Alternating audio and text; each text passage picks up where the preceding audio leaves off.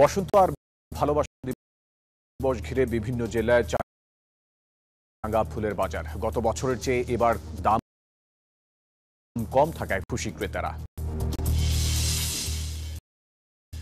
টাঙ্গাইলের চরাঞ্চলে বাদামের আশানুরূপ উৎপাদন, দরপতনে উৎপাদন খরচ তোলা নিয়ে দুশ্চিন্তায় কৃষক। এবং গবাদি পশুর ব্রুসেলোসিস রোগের ভ্যাকসিন উদ্ভাবনের দাবি ব্রাক্রিবির গবেষক দলের। এতে আক্রান্ত হয় ৫ থেকে ৬% পশু।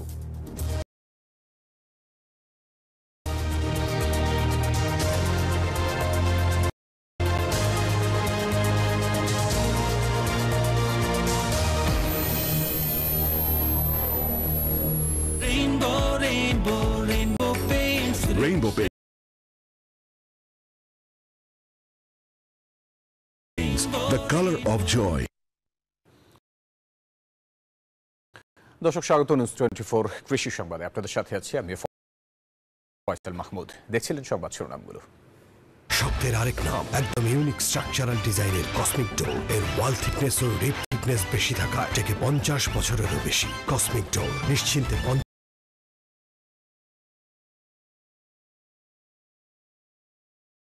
বছর। পহেলা ফাল্গুন ও ভালোবাসা দিবস ঘিরে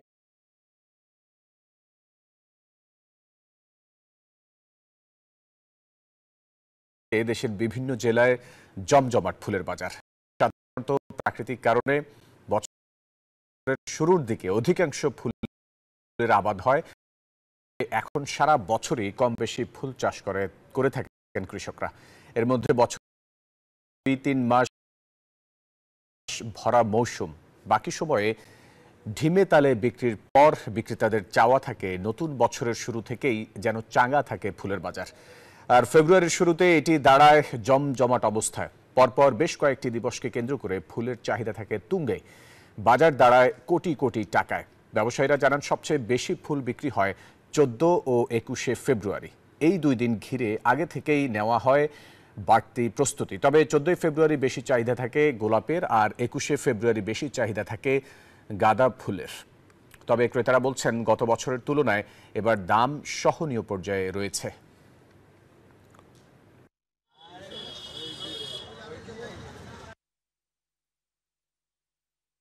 সব থেকে বিশেষ দিন হচ্ছে আজকে আমার এই দিনে বিবাহবার্ষিক, এই ভ্যালেন্টাইন্স ডে দিন। ভ্যালেন্টাইন্স ডে উপলক্ষে আজকে আসলাম নিজের ওয়াইফকে নিয়ে ফুল কেনার জন্য।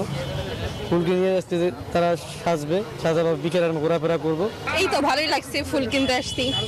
ভালোবাসা দিবস, বসন্ত দুটো মিলিয়ে। দর্শকের বিষয়ে বিস্তারিত জানাতে আমাদের সঙ্গে যুক্ত হচ্ছেন সহকর্মীরা। আমরা শুরুতেই যাব বরিশালে, সেখানে আছেন সহকর্মী সাইফুর রহমান মিরন। মিরন, 14ই ফেব্রুয়ারিকে ঘিরে ফুলের বাজার কেমন যাচ্ছে, কেনা বেচা কেমন হচ্ছে, একটু জানান আমাদেরকে।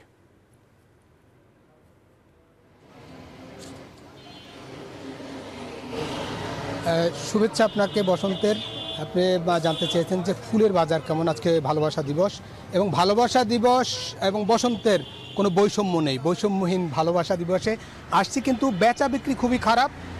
যেটা আমরা দেখতে পাচ্ছি যে গত বছর যেভাবে ভিড় ছিল মানুষের, সাধারণ দর্শনার্থীদের ভিড় এবং ক্রেতার ভিড়, সেটা আমরা লক্ষ্য করছি না। তারপরেও বিক্রি হচ্ছে সকাল থেকে আমরা দেখছি। আমরা যদি একজন বিক্রেতার সঙ্গে একটু কথা বলি, কীরকম এবার ভালোবাসা দিবসে ফুল বিক্রি এবং বসন্ত প্রথম দিন যদি বলেন। অন্যান্য বছরের তুলনায় আসলে এবারে আমাদের বেচাকিনা খুবই খারাপ। শবে বরাত, তারপরে প্রচণ্ড গরমে আমাদের ফুল নষ্ট হয়ে যাচ্ছে।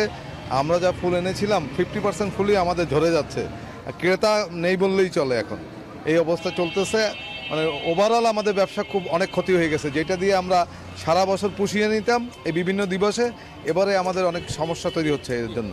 যেমনটা বলছে যে এবার ফুল বেচা বিক্রি খুবই কম, তবে ফুল বিক্রির যে প্রত্যাশা ছিল সেটি এই বসন্তে নেই বললেই চলে। যেহেতু আজকে শবে বরাত এবং শুক্রবার, সব মিলে বরিশালে কোনো আনুষ্ঠানিকতাও নেই, সেই কারণেই এরকম অবস্থা হয়েছে। তারপরও মনে করছেন ব্যবসায়ীরা যে হয়তো বাকি সময়টাতে অন্য যে দর্শনার্থী বা ক্রেতারা আসবেন তার বেচা বিক্রি খারাপ হবে না, এমনটাই বলছেন।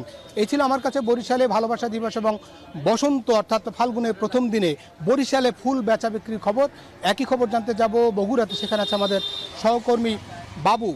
বাবু, বগুড়ার অবস্থাটা কেমন যদি একটু জানান আমাদের।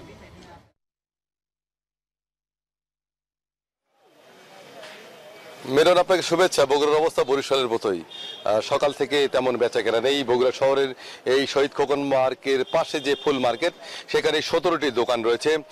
পহেলা ফাল্গুন, ভালোবাসা দিবস এবং আন্তর্জাতিক মাতৃভাষা দিবস, এই 3টি দিবসকে কেন্দ্র করে এই 17টি দোকানে কিন্তু প্রতি বছরই 30 লক্ষাধিক টাকার বেচা কেনা হয়ে থাকে। কিন্তু এইবার তার চিত্রটা একেবারেই ভিন্ন। সকাল থেকে বিভিন্ন শ্রেণী পেশার মানুষের আনাগোনা থাকলেও বেচা কেনা তেমন নেই বললেই চলে। বিকেলের দিকে বেচা কেনা বাড়তে পারে। আমরা একজন বিক্রেতার সাথে একটু কথা বলবো যে আসলে কেন বেচা কেনা নেই।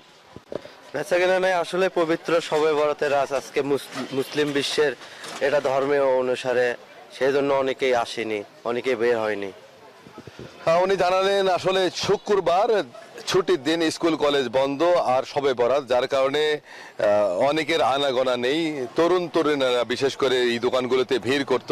বগুড়া শহরে এই মার্কেটটি গড়ে উঠেছে 90-এর দশকের পরপরই, এবং তারপর থেকে কিন্তু জেলার যাদের ফুল দরকার তারা এই মার্কেট থেকে ফুল ক্রয় করে থাকে, এবং এই ফুল মার্কেটের কারণেই কিন্তু বগুড়া জেলায় ফুলের ব্যবসাও বা ফুল চাষও বেড়েছে। আমরা কৃষি সম্প্রসারণ বিভাগ জানিয়েছেন যে জেলায় প্রায় 30 হেক্টর জমিতে জারবেরা, গ্লাডিওলাস, রজনীগন্ধা এবং মূল্যবান লিলিয়াম ফুল চাষাবাদ হচ্ছে। তো আজকে বসন্ত এবং ভালোবাসা দিবস হলেও বেচাকেনা তেমন নেই। বিকেল পড়লে বা বিকেলের দিকে বেচাকেনা বাড়তে পারে বলে তারা প্রত্যাশা করছেন। এই ছিল বগুড়াতে সর্বশেষ। ফিরে যাবো স্টুডিওতে। বাবু, আপনাকে ধন্যবাদ। এই যে আমার ব্যাংক আরএফএল গ্যাস স্টোভ, এর সায়েন্টিফিক নজল আর ব্রাশ বার্নার তাপকে সমানভাবে ছড়িয়ে খরচ বাঁচায় 25%। আরএফএল গ্যাস স্টোভ নিরাপদ ও গ্যাস সাশ্রয়ী। 304 ফুড গ্রেড স্টেইনলেস স্টিলে তৈরি, যা নিশ্চিত করে জংবিহীন সিঙ্কের আজীবন নিশ্চয়তা। আরএফএল কিচেন সিঙ্ক, স্বাস্থ্যকর কিচেনের চিরস্থায়ী সমাধান। মুন্সিগঞ্জে রঙিন জারবেরা ফুল চাষ করে দৃষ্টান্ত স্থাপন করেছেন মোজাম্মেল হক হিরো। জাপান থেকে ফিরে তিনি শখের বশে শুরু করেন এই ফুল চাষ, আর বর্তমানে এই ফুল বিক্রি করে বছরে আয় করছেন 4 থেকে 5 লাখ টাকা। কৃষি বিভাগ বলছে অল্প বিনিয়োগে বেশি লাভ হওয়ায় জারবেরা চাষে আগ্রহী হচ্ছেন কৃষকরা। শিয়াব আহমেদের পাঠানো তথ্যছবিতে ডেস্ক রিপোর্ট। মাঠ জুড়ে সারি সারি লাল ফুলের সমারোহ, নাম জারবেরা।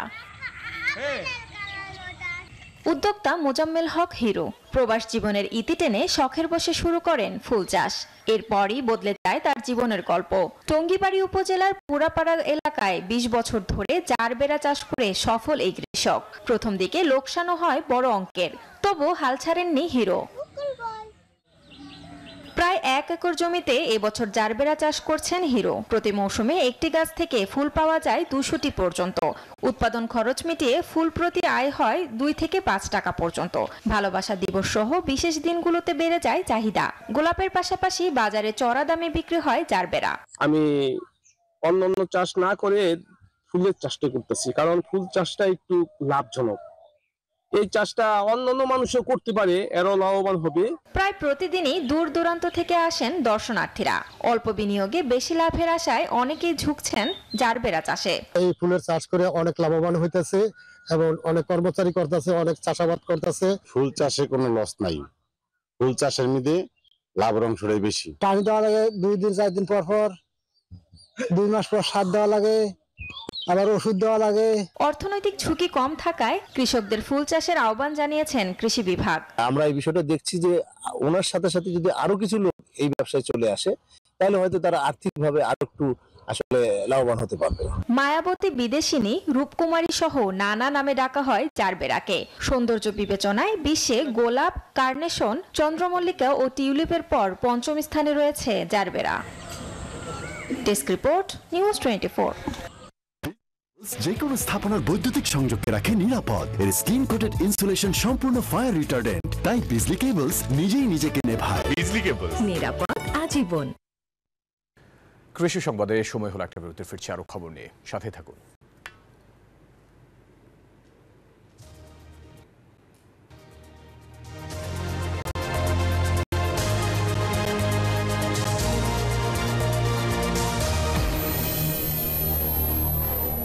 এলো instant milk powder happy cow, যেমন সাশ্রয়ী তেমনি পুষ্টিগুণে ভরপুর। আর এটা নিউজিল্যান্ডের গরুর দুধ। হ্যাপি কাউ, গরুর দুধের স্বাদ সবাই পাক।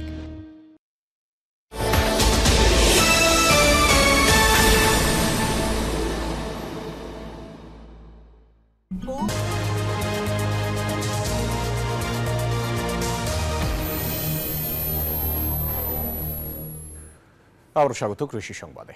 স্বল্প মূল্যে গবাদি পশুর রোগ ব্রুসেলোসিসের ভ্যাকসিন তৈরি করলেন বাংলাদেশ কৃষি বিশ্ববিদ্যালয়ের ভেটেরিনারি অনুষদের মাইক্রোবায়োলজি অ্যান্ড হাইজিন বিভাগের অধ্যাপক ডক্টর মোহাম্মদ আরিফুল ইসলাম এবং তার গবেষক দল। ব্রুসেলোসিস এমন এক রোগ যেটিতে আক্রান্ত গরু, ছাগল কিংবা ভেড়া যদি গর্ভধারণ করে তখন তাদের গর্ভপাত হতে পারে। দেশের প্রায় ৫-৬% গবাদি পশু এই রোগে আক্রান্ত হয়। এমনকি এ রোগের সংক্রমণ মানুষের মাঝেও ছড়িয়ে যেতে পারে। ময়মনসিংহ থেকে সৈয়দ নোমানের তথ্য ছবিতে ডেস্ক রিপোর্ট। বাংলাদেশের প্রেক্ষাপটে জুনোটিক রোগ অথবা প্রাণীর থেকে মানুষে ছড়ায় এমন ক্ষেত্রে বোভাইন যক্ষ্মার পরই ব্রুসেলোসিসের অবস্থান। গবাদি পশুর পাশাপাশি সাধারণত পশু চিকিৎসক এবং খামারিরা এই রোগে বেশি আক্রান্ত হন। তবে সম্প্রতি ব্রুসেলোসিসের ভ্যাকসিন তৈরি করলেন বাংলাদেশ কৃষি বিশ্ববিদ্যালয়ের গবেষকরা। তাদের দাবি, ব্রুসেলোসিসের বিরুদ্ধে উদ্ভাবিত ভ্যাকসিনটি যথেষ্ট কার্যকর। রক্ত থেকে আমরা সিরাম তৈরি করি, সিরাম থেকে আমরা দেখি যে অ্যান্টিবডি তৈরি হয়েছে কিনা। তো এখানে দেখা গেছে যে আমরা ল্যাবরেটরি পরীক্ষা দেখেছি যে পর্যাপ্ত অ্যান্টিবডি তৈরি হয়েছে। তো অ্যান্টিবডি উৎপাদন যখন হয় একটা ভ্যাকসিনে এবং কার্যকর সেটির মাত্রাটা যদি খুব ভালো হয় তখন কিন্তু ধরে নেওয়া হয় যে এই ভ্যাকসিনটা কার্যকর। শুধু তাই নয়, এই ভ্যাকসিনের মাধ্যমে প্রাণী স্বাস্থ্য এবং মানুষের স্বাস্থ্য সুরক্ষিত রাখা সম্ভব বলে মনে করেন প্রধান গবেষক ও তার দল। আসলে জুনোটিক যে রোগ, মানে প্রাণী থেকে মানুষের সংক্রমিত রোগের তালিকায় কিন্তু এটা একটা উল্লেখযোগ্য একটা ব্যাকটেরিয়া।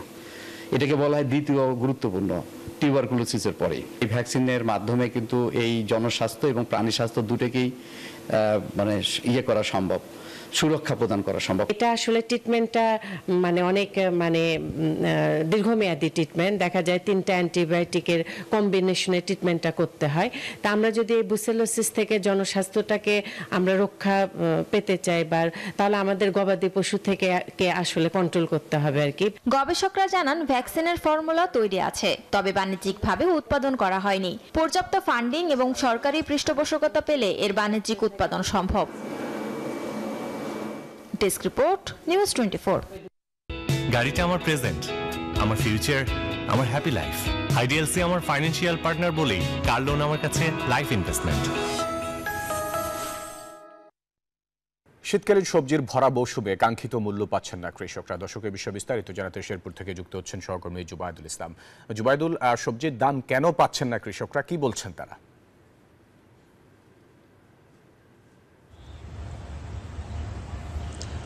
ফয়সাল, শেরপুরে কিন্তু এবার শীতকালীন সবজির আবাদ হয়েছিল 9,000 হেক্টর জমিতে।